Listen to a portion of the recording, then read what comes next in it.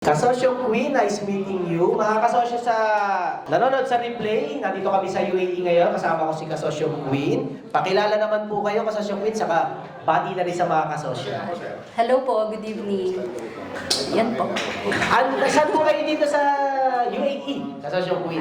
Dito po kami sa Al-Qail. Elin, ano po? Al-Qail po. Kabuhayan dito.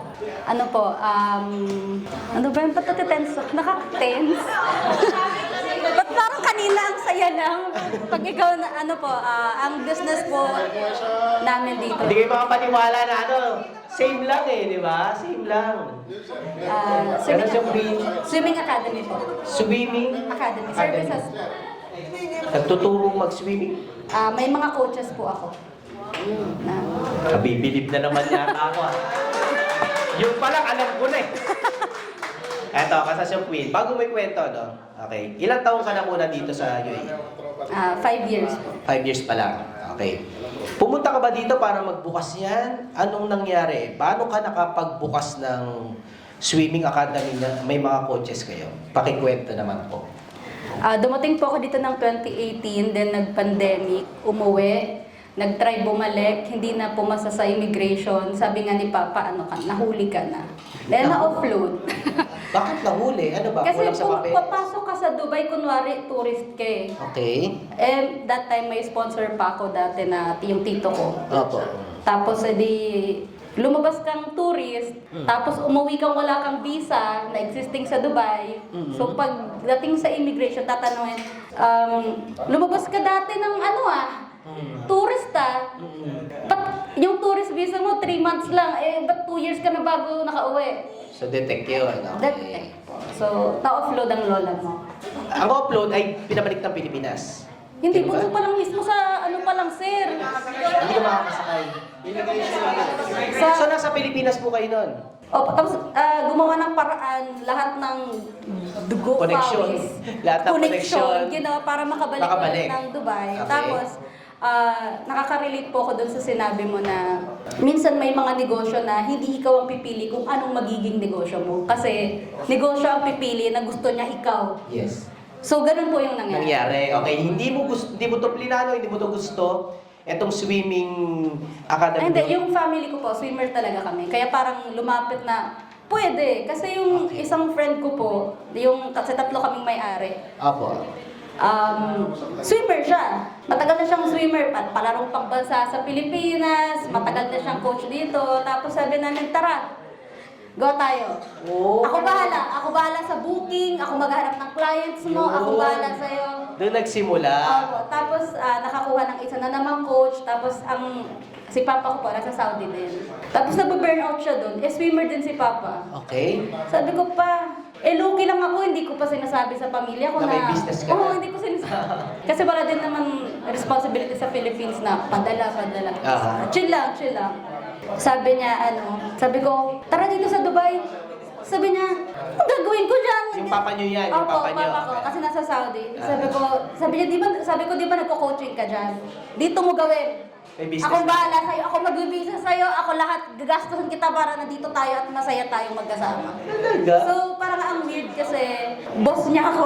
Oo. Kinuha mo siya. Coach na, isa siya sa coach. Isa siya sa coach. Opo. Malupit ang kwento, Saka ikaw na kumuha sa tatay mo from Saudi, dinala mo dito. Opo. Ano yan? Anong service yan? Sino nag-aaral mag-swimming? Lahat po. Nag-start kami from babies to adults to seniors. Local clients namin, mga senior. Opo. Pwede pala yun. Pwede pala yun. Swimming, di ba? Yan ang sinasabi ko negosyo, hindi lang yung kung ano yung natural, normal. May negosyo talaga na nasa sayo na Nasa yun na siya, hindi mo ma-explain, basta nasa sayo na. Yan yung tulad nun sa'yo kasosyong Queen, swimming. Opo. Tsaka, syempre, kinukuha lang namin, Filipino coaches lang, yung pride talaga na pinagmamayabang namin. Tsaka quality talaga kasi lahat ng coaches ko, palarong pambansa sa Pilipinas. So ikaw ang nagpapalipad dito. Ikaw si boss.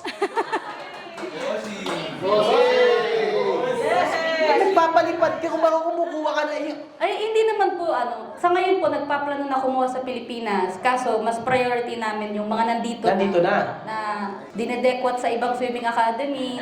Sa inyo yun. Sabi niya, oy, magkano bigayan dyan? Talaga? Dito may commission ka pa. Ganun.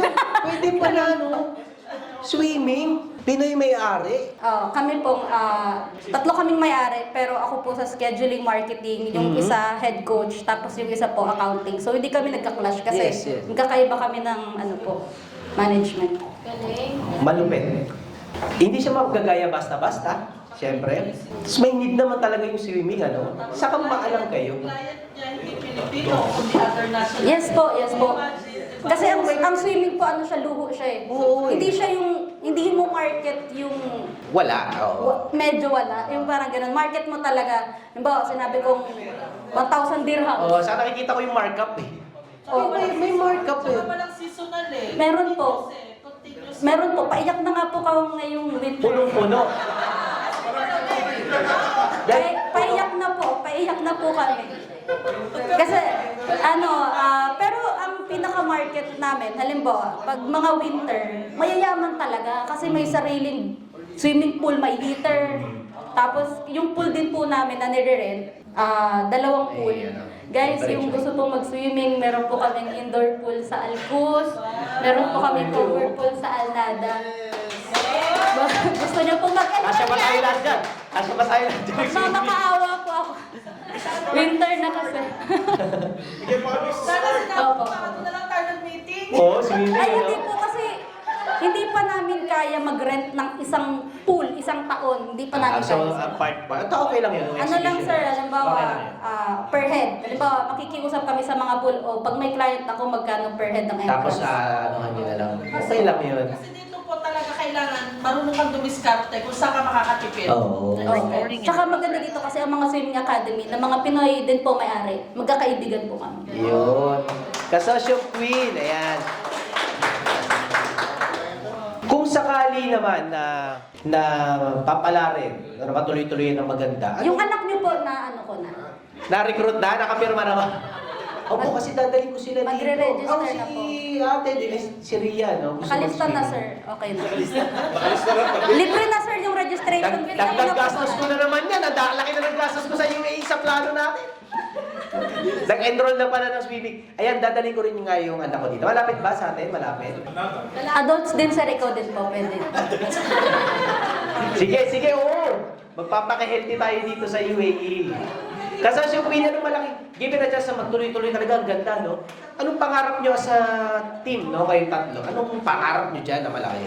Actually sir, kaya po ako sumali dito kasi gusto ko po talaga ng mentoring po sa inyo. As in sa business. Consulting talaga na unang-una, walang dumaan na araw o linggo na hindi kami nag-away ng tatay ko. Kasi Kasama yun, sa utak niya, anak, ayoko, masakit ulo ko, hindi papasok. Sabi ko, wala, pulos ayos.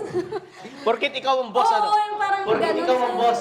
Yung employee management na hindi mo alam kung ano ba, dapat ba mabait ka, dapat ba stricta ka.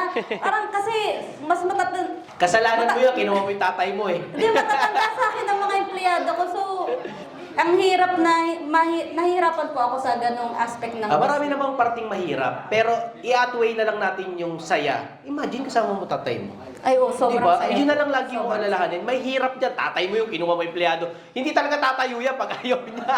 Pero ma-outweigh siya nung napakalaking blessing naman. Sa'yo nagtatrabaho yung tatay mo. Alam mong naasikaso ng maayos, hindi na-abuso. Oo. Tapos, maayos naman talaga na coach. Yun, ma-outweigh na yun eh. Pag Pilipino, tas kamag-anak, kinuha mo, kasama dyan ng hinayar mo sakit ng ulo. Pero i-outweigh mo na nga lang na blessing na rin. At yung pamangkin ko nasa akin, yung kapatid ko, pero hindi mo maiisan yung last na po stress si Papa, last na po yun si na nga. Papa. Ayoko na. Kasalanan mo talaga yan, kaya huwag mo nang dagdagan. Pero tatay mo yun, di ba? Last na po siyang pamilya na. Ganon din naman yun eh. Kung hindi nagtatrabaho yung tatay mo, aabutan mo rin naman yun eh. Di ba? Ganon din yun eh. Nandiyan dyan sa'yo.